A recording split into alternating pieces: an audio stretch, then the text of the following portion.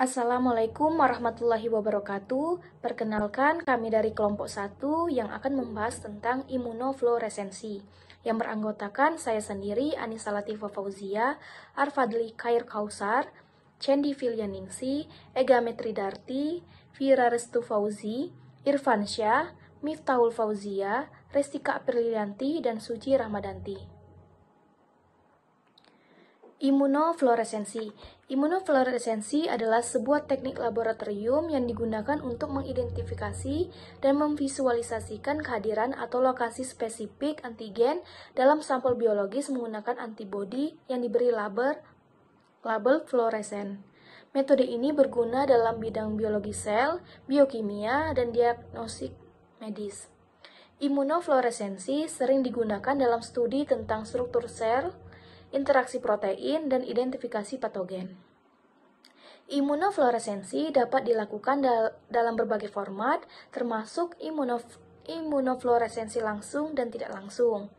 Pada imunofluoresensi langsung, antibodi primer yang diberi label fluoresen langsung berikatan dengan antigen yang spesifik. Sedangkan pada imunofluoresensi tidak langsung, antibodi primer terlebih dahulu berikatan dengan antigen. Kemudian antibodi sekunder yang diberi label fluoresen digunakan untuk mendeteksi antibodi primer. Imunofluoresensi, teknik yang digunakan yaitu untuk mikroskop cahaya dengan mikroskop fluoresensi dan digunakan terutama pada sampel mikrobiologis. Teknik ini menggunakan spesifitas antibodi terhadap antigennya untuk menargetkan pewarna fluoresen ke target biomolekul spesifik di dalam sel. Dan oleh karena itu memungkinkan visualisasi distribusi molekul target melalui sampel. Daerah spesifik yang dikenali antibodi pada antigen disebut dengan epitop. Ada upaya dalam pemetaan epitop karena banyak antibodi dapat mengikat epitop yang sama dan tingkat pengikatan antara antibodi yang mengenali epitop yang sama dapat bervariasi. Selain itu, pengikatan fluorofor ke antibodi itu sendiri tidak dapat mengganggu spesifitas imunologis antibodi atau kapasitas pengikatan antigennya. Imunofluoresensi adalah contoh immunostaining yang banyak digunakan atau menggunakan antibodi untuk mewarnai protein dan merupakan contoh spesifik imunohistokimia atau penggunaan hubungan antibodi dan antigen dalam jaringan. Teknik ini terutama menggunakan fluorofor untuk memvisualisasikan lokasi antibodi. Kemudian imunofluoresensi ini dapat digunakan pada bagian jaringan, garis sel yang dikultur atau sel individu, dan dapat digunakan untuk menganalisis distribusi protein, glikan, dan molekul biologis dan non-biologis kecil. Teknik ini dapat digunakan untuk memvisualisasikan struktur seperti filamen berukuran sedang. Jika topologi membran sel belum ditemukan, penyisipan epitop ke dalam protein dapat digunakan bersama dengan imunofluoresensi untuk menentukan struktur. Imunofluoresensi ini juga dapat digunakan sebagai metode semi kuantitatif untuk mendapatkan wawasan tentang tingkat dan pola lokalisasi metilasi DNA, karena ini adalah metode yang lebih memakan waktu daripada metode kuantitatif sejati, dan ada beberapa subjektivitas dalam analisis tingkat metilasi. Imunofluoresensi ini dapat digunakan dalam kombinasi dengan metode pewarnaan fluoresen non-antibodi lainnya, misalnya penggunaan DAPI untuk memberi label DNA. Beberapa desain mikroskop dapat digunakan untuk menganalisis sampel imunofluoresensi. Yang paling sederhana adalah mikroskop EV fluoresensi dan mikroskop konfokal juga dapat digunakan. Berbagai resolusi super desain mikroskop yang mampu resolusi jauh lebih tinggi juga dapat digunakan. Kemudian untuk prinsip dasar imunofluoresensi akan dijelaskan oleh Vira. Selanjutnya masuk sesi apa itu prinsip dasar imunofluoresensi. Pada prinsip ini menggunakan bahan fluorokrom yang dikenai dengan sinar ultraviolet yang akan memancarkan fluoresensi dengan warna yang tergantung pada bahan fluorokrom yang dipakai. Kemudian, jika zat warna fluorokrom ini berkaitan dengan protein tertentu, misalnya antibodi, Dan antibodi yang telah ditandai tersebut kemudian akan ditambahkan pada sel-sel jaringan yang akan berikatan pada antigen sehingga akan membentuk suatu kompleks imun yang stabil. Lalu masuk dengan teknik perwarnaannya dengan dua cara, yaitu langsung direct immunofluorescensi dan tidak langsung indirect immunofluorescensi. Baiklah, di sini saya akan menjelaskan tentang prinsip pengenalan IPA. Yang pertama ada teknik pewarnaan secara imunopresensi berprinsipkan atas ikatan antigen antibodi yang dilabel dengan fluorokrom atau pewarna fluorescen. Protokol imunopresensi sama dengan protokol IHC, hanya saja pelabelannya yang berbeda. Teknik imunopresensi juga dapat dibedakan menjadi direct imunopresensi, di mana direct imunopresensi menggunakan antibodi yang terkonjugasi dengan fluorokrom atau fluorokrom conjugated antibody, sedangkan indirect imunopresensi menggunakan antibodi sekunder, antibodi yang bersifat anti dari antibodi primer.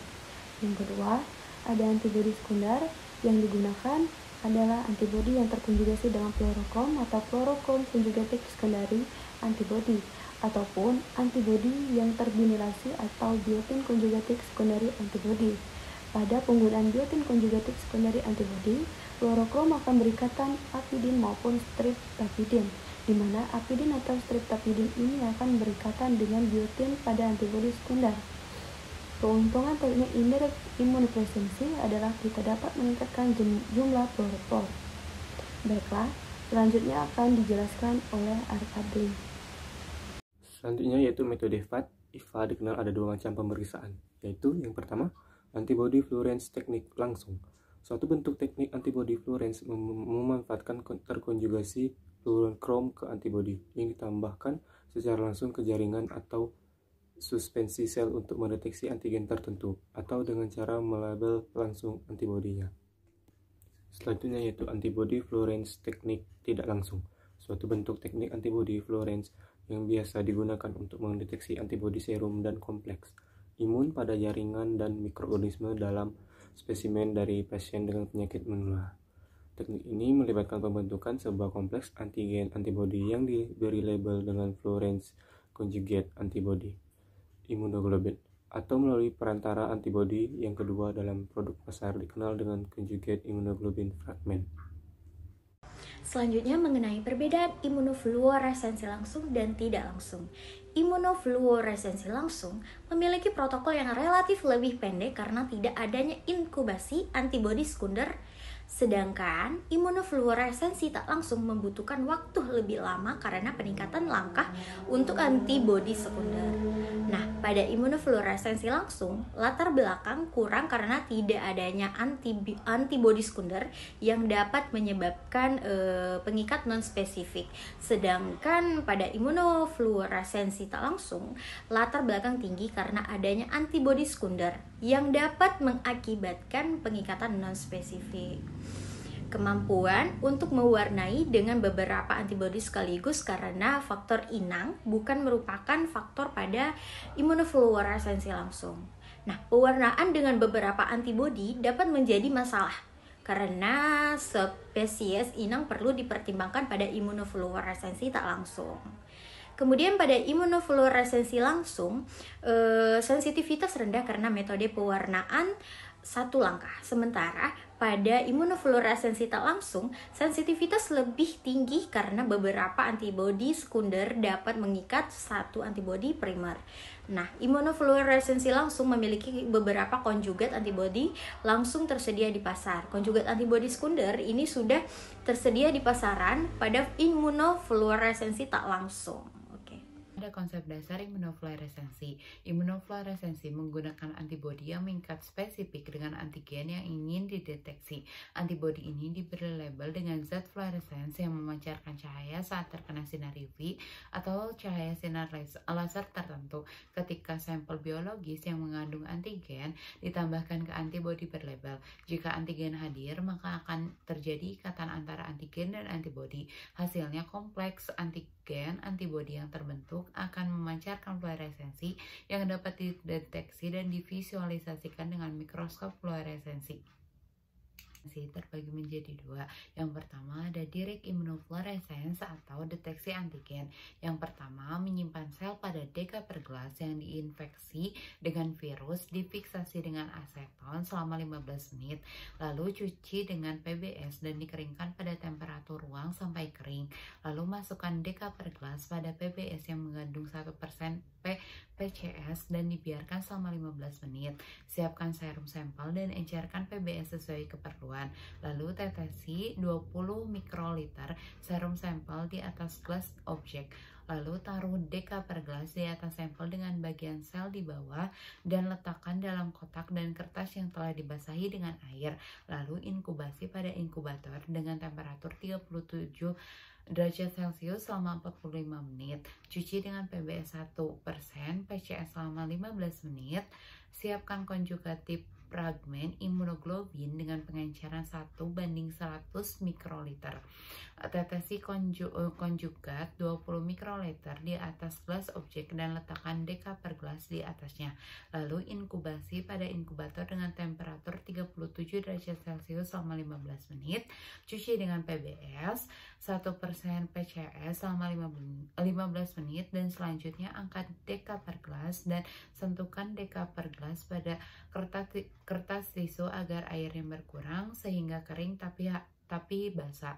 Tetapkan gliserin 50% sebanyak 20 mikroliter di atas gelas objek dan selanjutnya deka per gelas ditaruh di atasnya dan langsung dilihat hasilnya dengan mikroskop fluorescence pada pembesaran 40 kali.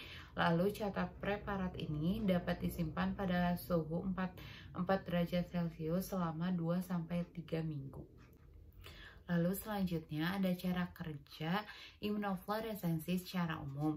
Yang pertama ada persiapan sampel. Sampel biologis seperti jaringan, sel atau cairan tubuh seperti darah dan urin dipersiapkan dengan teknik tertentu seperti fiksasi, pemotongan tipis jika penggunaan jaringan, dan pembersihan dari kontaminan. Lalu ada penetapan antibodi primer.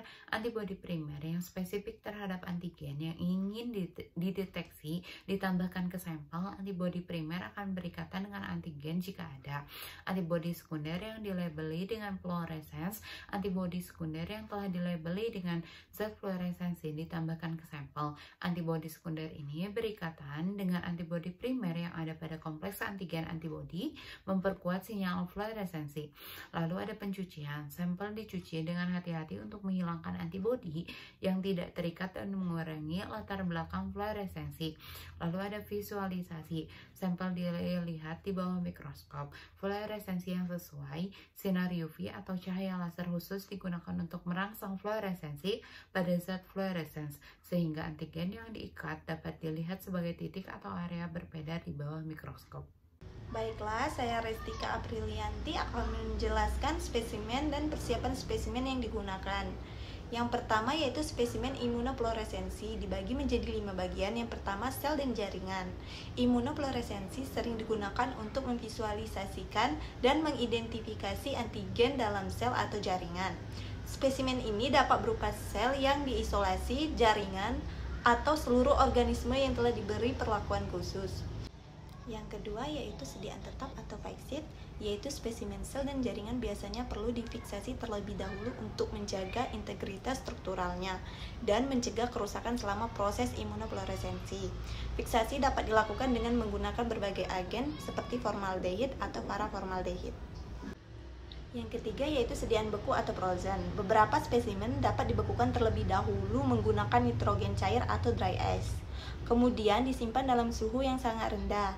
Spesimen beku memungkinkan pemeliharaan struktur dan antigen dalam kondisi yang lebih dekat dengan kondisi alami. Selanjutnya yang keempat, cairan tubuh. Imunofluoresensi juga dapat dilakukan pada berbagai jenis cairan tubuh seperti darah, serum, plasma, cairan cerebrospinal, atau cairan sinovial. Cairan ini sering digunakan dalam aplikasi diagnostik untuk mendeteksi antigen atau antibodi yang terkait dengan penyakit tertentu. Yang kelima yaitu spesimen mikroba. Imunofluoresensi dapat digunakan untuk mengidentifikasi mikroorganisme seperti virus atau bakteri. Dalam sampel klinis, contoh spesimen yang umum digunakan termasuk smear mikroba, kultur bakteri, atau biopsi jaringan terinfeksi. Yang kedua yaitu persiapan spesimen untuk imunofluoresensi. Dibagi menjadi 3 bagian. Yang pertama yaitu fiksasi. Jika diperlukan, spesimen sel atau jaringan harus difiksasi terlebih dahulu menggunakan agen fiksasi yang sesuai. Fiksasi membantu mempertahankan struktur dan antigen dalam spesimen. Yang kedua yaitu pengenceran. Beberapa spesimen cair seperti serum atau plasma mungkin perlu diencerkan sebelum diberi perlakuan imunofluoresensi. Pengenceran dilakukan untuk mengurangi faktor interferensi dan memperoleh konsentrasi yang tepat dari antigen atau antibodi yang ingin dideteksi. Yang ketiga atau yang terakhir yaitu penanganan dan penyimpanan. Spesimen harus ditangani dengan hati-hati untuk mencegah kerusakan atau degradasi. Spesimen yang tidak langsung digunakan harus disimpan dengan benar dalam kondisi yang sesuai, seperti suhu rendah atau penggunaan bahan pengawet. Baiklah, sekian dari saya. Selanjutnya akan dijelaskan oleh teman saya. Dan selanjutnya ada kegunaan atau aplikasi secara umum dan klinik. Diagnosis media imunofluoresensi digunakan dalam bidang diagnosis untuk mendeteksi dan mengidentifikasi patogen seperti bakteri, virus, atau parasit dalam sampel klinis. Contohnya adalah deteksi antigen spesifik dalam tes infeksi virus seperti HIV, influenza, atau hepatitis. 2. Penelitian biomedis digunakan secara luas dalam penelitian biomedia untuk mempelajari struktur dan fungsi sel dan jaringan. Teknik ini memungkinkan identifikasi dan pemetaan distribusi protein dalam sel dan organisme secara keseluruhan. 3. Patologi dan histologi dapat membantu dalam diagnosis penyakit dan penelitian patologi. Misalnya dalam histologi, imunofluoresensi digunakan untuk melacak dan memfiltrasikan antigen spesifik dalam jaringan yang diperoleh dari biopsi. 4. Identifikasi antibodi juga digunakan untuk mengidentifikasi dan memvisualisasikan antibodi spesifik dalam studi imunologi. Teknik ini dapat membantu dalam pemantauan respon imun terhadap vaksinasi atau penyakit. Imunopatologi dapat digunakan untuk mempelajari mekanisme penyakit yang melibatkan respon imun seperti penyakit autoimun dengan infloresasi yang diperoleh pemahaman yang lebih baik tentang distribusi dan peran sel-sel dan molekul imun dalam penyakit ini. Baiklah, di sini saya akan menjelaskan keuntungan dan kekurangan dari imunofluoresensi. Yang pertama, keuntungannya itu deteksi dan visualisasi yang sensitif. Imunofluoresensi memungkinkan deteksi yang sangat sensitif terhadap antigen tertentu dalam sampel biologis. Metode ini memungkinkan visualisasi langsung dan jelas dari lokasi antigen yang diinginkan di dalam suatu sel atau jaringan. Dan yang kedua, spesifikasi yang tinggi. Antibodi yang digunakan dalam imunofluoresensi dapat sangat sensitif dan spesifik terhadap antigen tertentu. Ini memungkinkan identifikasi yang akurat dan antigen yang diinginkan dalam sampel. Dan keuntungan yang ketiga, kemampuan multiplanar. Imunofluoresensi dapat dilakukan dengan menggunakan antibodi yang diberi label fluoresen dengan warna-warna yang berbeda. Hal ini menunjukkan bahwa analisis multiplanar di mana beberapa antigen atau protein yang berbeda dapat dideteksi secara bersamaan dalam satu sampel. Dan yang terakhir, kecepatan dan efisiensi. Imunofluoresensi dapat digunakan dengan relatif cepat, terutama dalam bentuk imunofluoresensi langsung. Metode ini dapat diberikan hasil dan waktu yang singkat dan dapat digunakan untuk pengujian massal dan aplikasi diagnosis. Selanjutnya ada kekurangan dari imunofluoresensi. Yang pertama, persiapan dan peralatan yang perlu diperlakukan. Imunofluoresensi membutuhkan persiapan dan peralatan khusus seperti antibodi yang diberi label fluoren, mikroskop fluoresensi, dan alat-alat pengamatan yang sesuai. Hal ini bisa disebabkan menjadi mahal dan membutuhkan sumber daya yang cukup. Dan yang kedua, kemungkinan interferensi autofluoresensi. Beberapa sampel biologis dapat memiliki autofluoresensi alami, yaitu kemampuan mereka untuk memancarkan cahaya fluoresen tanpa adanya label fluoresen yang ditambahkan. Hal ini dapat menunggu hasil imunofluoresensi dan mempersulit interpretasi data. Dan yang ketiga, tergantung pada kualitas dan spesifik antibodi.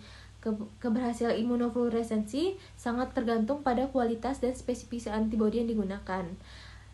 Jadi, sekian dan terima kasih.